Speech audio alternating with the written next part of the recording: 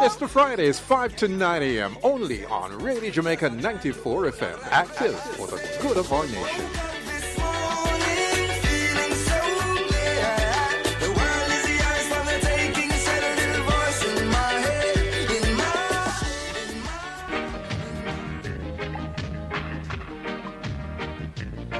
Greetings and welcome to this week's CCRP update. CCRP Jamaica is a non-profit, non-denominational and non-political membership organization for individuals 40 years and over. CCRP was founded by Jean Lowry Chin as a tribute to her mother and the seniors who guided her company Procom following its 30th anniversary. Our mission? To ensure the talent, experience and wisdom of seniors are respected, to ensure seniors enjoy the quality of life they deserve, to empower seniors to continue contributing to their communities, country, and region. This program is proudly brought to you by Juicy Patties, always serving the land we love. From serving seriously good Jamaican food to empowering our communities, Juicy is proud to nourish Jamaica in every way.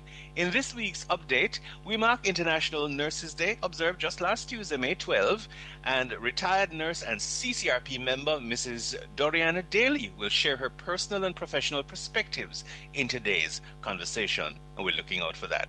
But first, a little family business. Help us to continue advocating for your rights and assisting seniors in need.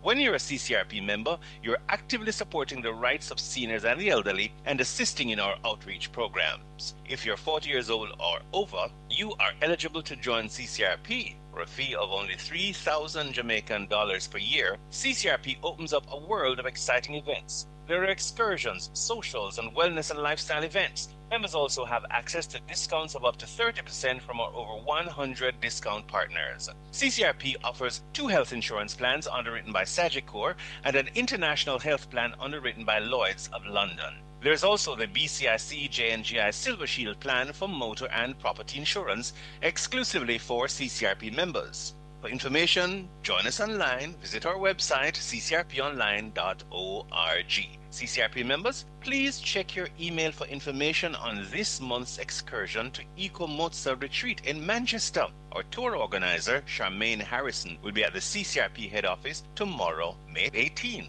She'll be there tomorrow to sign you up for our tour, a tour you will not want to miss. On next Sunday's program, we will mark Labor Day. Labor Day, of course, being observed on Monday, May 25, and we'll do that by discussing the labor movement in Jamaica with Mrs. Helene Davis White, General Secretary of the Jamaica Association of Local Government Officers, JALGO, and Vice President of the Jamaican Confederation of Trade Unions. And now to the core of today's update. International Nurses Day was observed last Tuesday, May 12. To reflect on this milestone, a warm CCRP member, welcome, member to member, and retired nurse, Mrs. Doriana Dailey. How you do? Welcome to the update. Good afternoon, Jerry. Life's good. Giving thanks. Giving thanks. And I hope you are in the best of health too. Oh yes, I'm here. Grateful for life and so happy to see you. You're looking bright, man. We're doing it on Zoom and we're seeing her and she's looking bright and cheery. Tell me, why did you decide to become a nurse? Well, actually, in my days it was my parents usually do the choosing, but they had passed while I was at this age. So my eldest sibling, a sister of 19 years, my senior, chose this profession for me. And I think it was the right choice because it's really compatible with my love for people and a passion for caring. Wow, that's a great combination to have because yes, to love the work and to have the skills and the predisposition. You started your nursing career in England. You were trained there and we worked for a little while. Tell us about that journey. Okay. I migrated to England in 1961. It was during the time of Windrush period where a lot of Caribbean nurses were then going to England to be qualified as nurses. I did general nurse first, that was called the state certified, and then I went on to do midwifery and a special course in paraplegic nursing. And then returning to Jamaica, I did my public health studies. Nursing in the UK was an interesting and rewarding experience. It was really a lot of manual work, I would say. The age of the reusables, you know? We had to clean and wash and disinfect, sterilize, autoclave or boil all instruments and things, including the needles Wow. and syringes. Nothing was thrown away because all those things were made of like a silverware, right? We had no plastics at that time. So all the instruments had to be sterilized. Yes. So we, unlike here now, where it is the age of the disposables, everything is just used once and then discarded. Yes.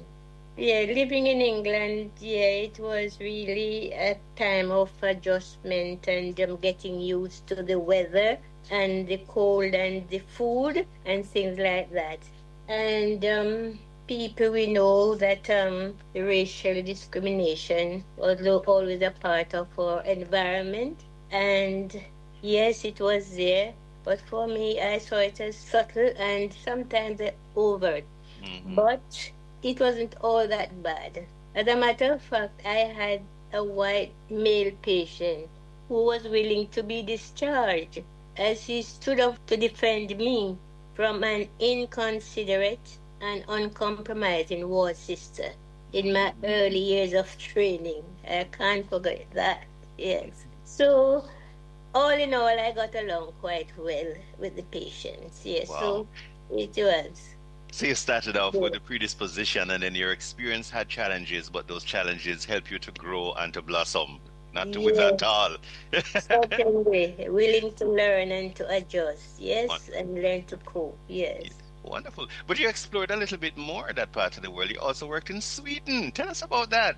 Yes, I did. Yes, Sweden, yes, was a very interesting and enlightening, if I may say so. Oh, it was like, almost a sterile environment in that you didn't hear any complaints from the workers, no disagreements with anybody. Everything was well organized, supplies in abundance, no shortage of nurses. Patients were provided with all their needs. Wow. Yes, we heard a lot about that kind of work ethic. So it's been like that for a little while. Yes, yes. Yes. Free of cost. They had patients only had to take themselves to the hospital. They had everything, all their treatment, free of cost. Only thing they had to bring was their live bodies. Yes, that's well said. Very well said. And then you returned to Jamaica, and here you worked at the Sir John Golding Rehab Center for a little bit. How different was it to re-assimilate into your homeland in a professional sense? Yes. Well, I returned to Jamaica. I left all the trappings of a comfortable life in Sweden. Friends that were very warm, awfully nice to me. And I came to Jamaica because I had this yearning to return to Jamaica to serve my own people. So I came back here in 1976 just because I want to give back and to be of service to my own people. Yes? Yes. So I was employed by the Ministry of Health. I did a few months at the National Chest, but because I had this special skill in paraplegic nursing, which at the time no other nurse had obtained this, so I decided that I would transfer to the Mona Rehab Center, which is now known as the Sir John Golding Center. Yes. Anything else? I'm sorry, go ahead. No, go ahead, nurse. Nursing, as you had asked, is quite different, somewhat different from the normal nursing. Of course, in all areas, one has to be committed, yes, and to do the best they can to restore the patient's health. But paraplegic nursing, it requires a special kind of structuring because the essential objective is to prevent the patients who, are usually paralyzed, immobile. They cannot in any way move Yes. their bodies or limbs. And so it takes tremendous amount of tolerance, a tremendous amount of commitment and love, yeah, to care for those patients, because they're not just physically traumatized, but they're emotionally and mentally traumatized. Yes. So, yes, we have to sort of make the beds differently, needed much more material than would for a normal bed setting. And we have to make sure that we keep the bony prominences of the patient free from any pressure.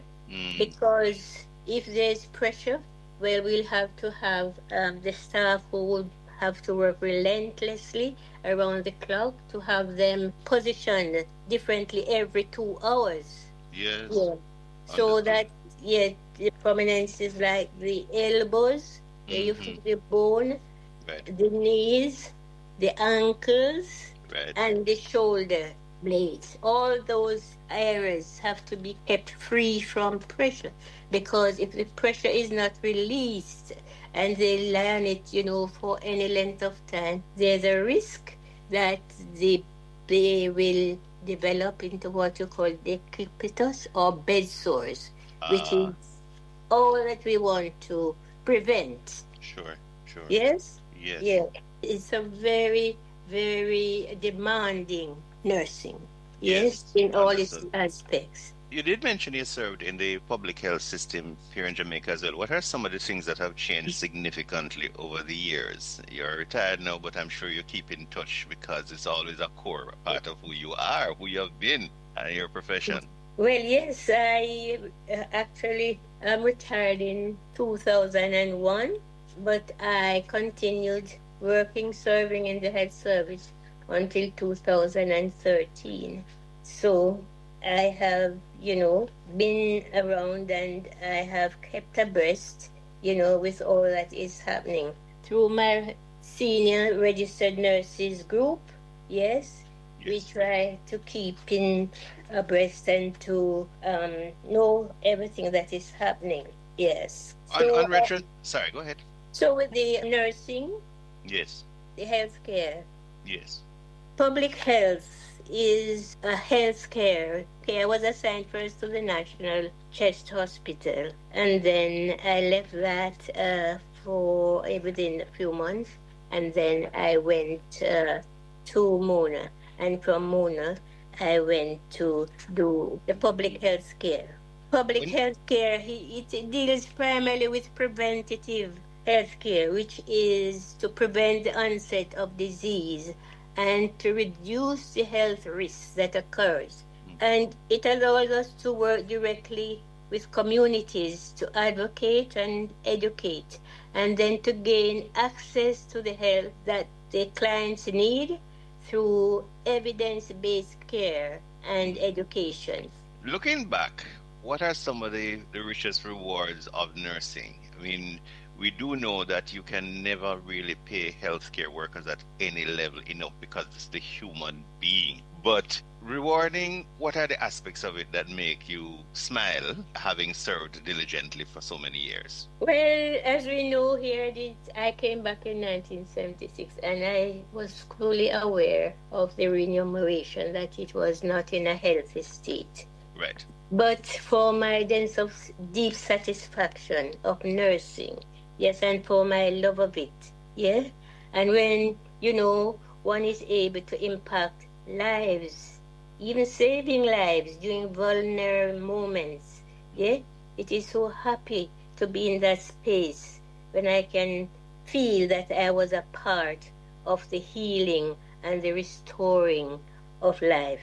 Yes? Yes. So the enumeration, yes, as I say, was very unhealthy, but I'm comforted and I feel a sense of fulfillment to save lives, restore health, and for the gratitude expressed here by many patients as they depart for home with a smile on their face.